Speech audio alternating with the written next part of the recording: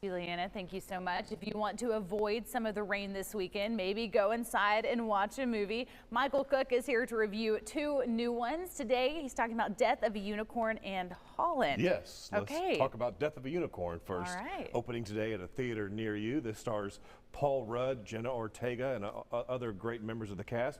At the beginning of the film, their father and daughter, Paul Rudd, Jenna Ortega, are traveling to this magnificent place in the Pacific Northwest, owned by a wealthy family. They're driving their rental car, and they hit a unicorn that nobody knew existed. They bring it back to the house, tried to hide it at first, but of course all secrets get out, and this dead unicorn turns out might have secret powers that can cure cancer and maybe let you live forever. So this rich family decides to figure out how to scheme to, number one, sell it to the wealthiest people, but then number two, the patriarch of the family is dying of cancer, and of course this unicorn blood cures him of the cancer. Oh, wow. This is a quirky movie from A24 Studio. They do a lot of great films, and the premise is intriguing, but the execution doesn't really get to where it needs to go because it doesn't know what it wants to be. Is it a satire about the wealthy because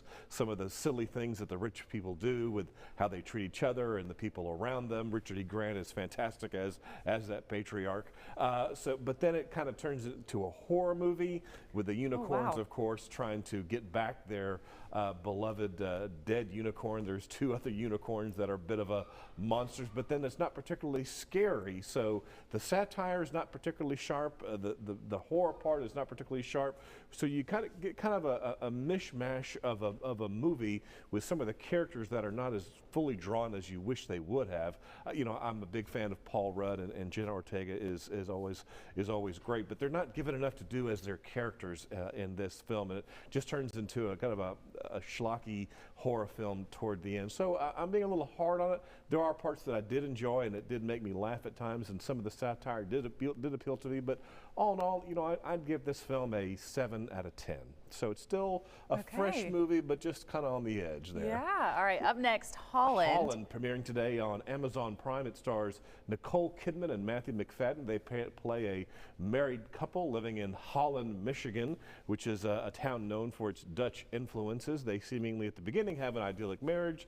You know, they have a little boy. He's an optometrist. She's a home ec teacher. But at the beginning of the film, she begins to suspect that her husband is having an affair. He's an optometrist, but why is he going to all these out-of-town conferences that are just one day in these random towns? And so she and another one of her coworkers decide to investigate who is he dating? Does he have a mistress? And then the mystery starts to begin. Nicole Kidman seems like is in every other movie nowadays. She's doing a lot of work, especially on for Amazon Prime. This movie, it just took forever to get to the point. As she's, you know, they examine their life and their, you know, what's going on. Is the husband having an affair or not? Until you find out what the twist is. It's so late in the film. By that time, you are just bored to tears that you really just don't care anymore. And then the twist is so generic, and you know, you've kind of seen it before, and it just felt like a waste of Nicole Kidman's talents, along with Matthew McFadden, who was fantastic in the TV show Succession. So this one, just the pacing was too slow. Some of the plot contrivances just did not make any sense, so I was not a fan of this movie. I would just skip it, in my opinion, which is why I give it a 4 out of 10. Okay. So not a particularly good, not a good movie in my opinion, that is. Nicole Kidman, you mentioned it. She has been in so many different movies recently. Everything. Maybe she has to build a new house or something. She needs a new summer home. More income, yeah. That's exactly. funny. Okay, now where can people watch Death of a Unicorn again? Death of a Unicorn is at theaters, and Amazon Prime is where you can find Holland if you care to watch it. Okay, premiering today, or I guess out today. Yes. All right. Well, hey, Michael, thank you so much. Thank you. It was fun to get to do this. Definitely. I'll have to watch the movies. I haven't watched many movies recently in my life, but perhaps I'll, maybe not Holland, to give it a review, but maybe we'll go Death of a Unicorn, try something out. Thank you so much. Thank you.